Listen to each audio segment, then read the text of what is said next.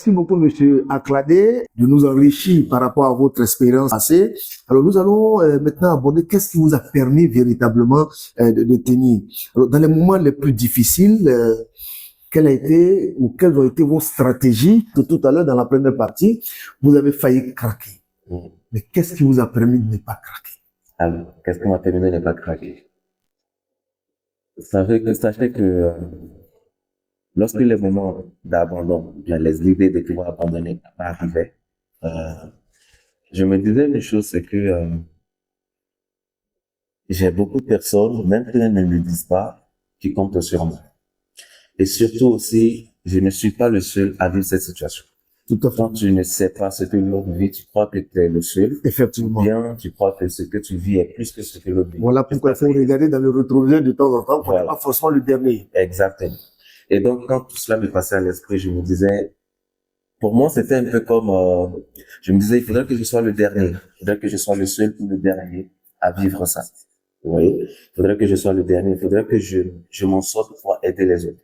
Pour pouvoir permettre aux autres de pouvoir savoir que même s'ils vivent ça et qu'ils se réveillent chaque matin, ils peuvent atteindre leurs rêves, ils peuvent réaliser ce dont ils veulent. Et il y avait aussi ce sentiment, j'avoue, au début, j'avais ce sentiment de vengeance. Je sais pas si je peux l'exprimer. Ah, mais pourquoi? Genre, vous en voulez à la société? À la société, que je vais un peu prouver que oui, je ne suis pas une erreur, ou bien je peux aussi y arriver, je peux aussi réussir, je peux aussi faire sur, mais ce n'était pas de bonne motivation. C'était pas vraiment de bonne motivation. Faire quelque chose pour prouver, c'est pas de bonne motivation. Mais à un moment donné, je me suis rendu compte que cette motivation sur laquelle je me basais n'était pas la bonne et je n'arrivais pas à produire quelque chose de positif. Et donc, il fallait revoir pourquoi est-ce que je fais telle chose et pourquoi est-ce que je veux être à tel niveau. Et c'est là que j'ai compris que il fallait que j'aide les personnes. Je veux aider. Je veux aussi aider les autres à en sortir. Je veux aussi aider les autres à croire en leurs rêves, à réaliser ce qu'ils veulent faire, à savoir que s'ils sont sur la terre et qu'ils vivent chaque jour et que chaque matin ils se réveillent, c'est qu'il y a encore de l'espoir. Donc, vous vous prenez en quelque sorte comme le Messie. Comme Jésus-Christ. Comme le Sauveur. Le Messie, je ne dirais pas ça, mais franchement, je sais que ouais, je suis quand même une voie de recours ou bien une voie d'aide pour la jeunesse, pour ceux qui m'entourent. C'est surtout ça qui me permet de tenir jusqu'au bout. Alors, comment on peut protéger, j'allais dire, sa dignité lorsque tout semble perdu? Lorsque tout semble perdu, lorsqu'on semble perdu, protéger sa dignité, moi je me dis, c'est toujours croire en ses rêves, hein. C'est toujours croire en ses rêves, c'est toujours croire savoir ce qu'on est, savoir vraiment son identité. Je pense que là aussi il y a un problème, si on ne sait pas vraiment qui on est, ce qu'on vaut, on sera amené à succomber à toute tentation, à succomber à tout. Mais si on sait vraiment qui on est, c'est quoi, moi quand j'essaie de former tout ce que je forme, je leur apprends d'abord à savoir qui ils sont, à savoir leur identité, ce qu'ils valent. Je rappelle que vous êtes coach, hein? Ouais, également. Voilà, donc je rappelle toujours ça dans mes coachings, dans mes formations, à savoir que si moi j'ai pu y arriver, c'est qu'ils pouvaient y arriver aussi. Donc, peu importe les propositions ou les tentations qui viendront, gardez toujours votre dignité en sachant que vous pouvez y arriver, vous pouvez faire sans vraiment passer par des raccourcis. En gardant la ligne droite, mais le chemin normal, ça peut être long. Ça peut paraître long, mais une chose est sûre, si vous gardez la ligne, les objectifs, les actions, vous les posez, une chose est sûre, c'est que vous allez y arriver. Ainsi. Oui, mais c'est bien beau ce que vous dites. C'est même très philosophique, c'est très abstrait. Garder sa dignité lorsque tout va mal, on n'arrive pas à se nourrir, on n'arrive pas à se vêtir, les autres ont un regard négatif sur nous, l'enfer finalement, comme l'a dit Jean-Paul Sartre, c'est les autres. Mais concrètement, c'est pas donné à tout le monde. Ouais, j'avoue. Moi, un coach. J'avoue. Je prends mon exemple. Ok. J'ai vécu ça, c'est que il m'arrivait des moments où pour manger c'était difficile. Il m'arrivait des moments où je passais 2 jours d'affilée à boire que du Gary sans sucre. Wow, 2 jours d'affilée. 2 jours à boire du Gary sans sucre. Ouais. Ce genre de moments me sont arrivés. Et j'ai eu, pendant ces moments-là, des propositions ou des tentations à lesquels, par exemple? J'avais des amis, par exemple, qui étaient OK pour brouteur, Des brouteurs, c'est ça. brouteur. Donc, Des exemples à ne pas suivre, hein, chers auditeurs. et donc, ces amis-là essayaient de m'attirer dans leur train de vie, essayaient de me conduire vers des chemins ou à emprunter des chemins qui n'étaient pas dits, voilà, juste des raccourcis pour sortir entre guillemets de la galère. Mais moi, je me disais que je regardais pas le présent, je regardais le futur. C'est quoi? Ok, je vais accepter d'emprunter ce chemin et tout et tout. Et j'ai l'argent, j'ai ces choses éphémères. Mais l'après, quelle sera la suite? Est-ce que je vivrai longtemps? Est-ce que j'atteindrai mes objectifs? Est-ce que je serai fier de moi?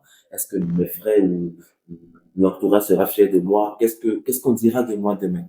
Est-ce que si je passe dans un endroit, est-ce que les gens pleureront parce que je pars ou bien ils seront contents parce que je pars?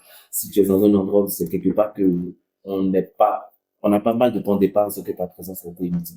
Il y a tout cela qui me passait à l'esprit. Je me dis non, il faudrait que je garde la ligne, même si je ne mange pas ou même si c'est difficile. C'est parce que je ne sais pas la situation des autres que je crois que pour moi est le plus difficile. C'est ça. Je le sais. Les difficultés, il y en a tout le temps. Mais une chose est sûre, c'est que je sais que Dieu nous aide toujours à avoir de quoi manger. Voilà. Il nous aidera toujours. Il est bon, le Il est Seigneur. bon à toujours avoir de quoi manger. Il faut qu'on fasse aussi des efforts. Et voilà, des efforts et tout. Et également ça, il faut aussi faire des efforts. Aujourd'hui, il y a des gens qui minimisent certaines choses, certains boulots, Tout qui à se fait. voient pas pouvoir faire. Moi, j'ai Être un éboueur, par exemple. ouais. Alors il y a certaines choses qu'on minimise, mais qui a de l'argent. À l'époque, vous avez une petite copine lorsque vous étiez éboueur. Lorsque j'étais éboueur, j'avais pas encore de copine. Ok. Mais à un moment donné, j'ai commencé à côtoyer, au début, j'avais pas, mais à un moment donné, j'ai commencé à côtoyer, des petites amies et des, voilà. Et comment elle vous regardait? Elle n'était pas fière et tout. Mais honnêtement, je m'en fichais. Je sais pas pourquoi, mais je m'en fichais de la vie des autres. J'avais des amis Ça, c'est important. qui traversaient la même situation que moi, c'est-à-dire les mêmes difficultés que moi. Et je leur recommandais de me rejoindre dans le boulot. Et c'était la réponse qu'ils me donnaient que oui, j'ai une copine et non, je ne peux pas faire ce boulot parce que j'ai une copine. Qu'est-ce qu'elle me dira si elle me voit qu'elle fait ça? Et je leur disais, mais votre chérie que vous avez, vous lui donnez de l'argent? Bien sûr. Alors, où est-ce que vous allez enlever de l'argent pour lui donner? Est-ce que ce dont tu es en train de faire, est-ce que c'est éternel? Non, c'est pas éternel. Je pense que C'est un passage, un tremplin. c'est juste un passage. Donc, il faut le faire, il faut l'accepter, il faut le faire. C'est pas, tu sais où tu vas, tu sais d'où tu viens et tu sais d'où tu vas. Si tu as vraiment conscience de cela, je pense pas que le boulot que tu fais ou devrait vraiment être un problème.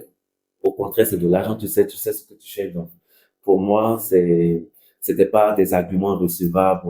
Oui, c'est pas digne de toi, laisse tomber. D'accord. Voilà. OK.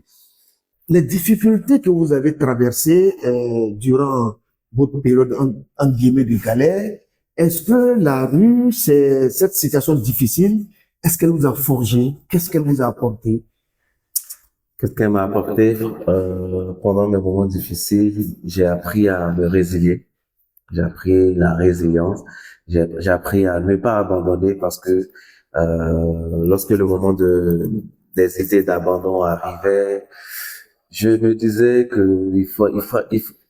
Enfin, j'étais tellement rigoureux envers moi-même. Je me disais non, je ne peux pas abandonner parce que il faudrait que demain je puisse aussi aider les autres. Il faudrait que demain je puisse aussi apporter quelque chose. Et si j'abandonne, ce serait très lâche de ma part d'abandonner. Et quand je me disais ça, je regagnais la confiance et je continuais à vraiment avancer. C'est ce qui m'a permis également aussi, l'une des choses, voilà, qui m'a permis de pouvoir aujourd'hui arriver là. Alors, pour terminer cette partie, quelle a été la part du spirituel dans votre motivation? Alors, j'ai Dieu au centre de tout. Je ne suis rien sans lui. Aujourd'hui, honnêtement, je le crie haut et fort. Sans Dieu, je ne serais ici. C'est vrai, mais j'ai bossé. J'ai travaillé, j'ai pas abandonné, je me suis réveillé chaque matin, j'ai fait beaucoup de choses. Mais je ne saurais arriver si Dieu n'avait pas été au centre. Et aujourd'hui, Dieu est au centre de tout. Et demain encore, il sera éternellement. Merci Seigneur. Comme on peut l'appeler Dieu, Allah, Yahweh, Amen. tout ce que vous voulez. Alors merci Seigneur. Bien. Alors nous allons aborder maintenant la dernière partie. OK? D'accord.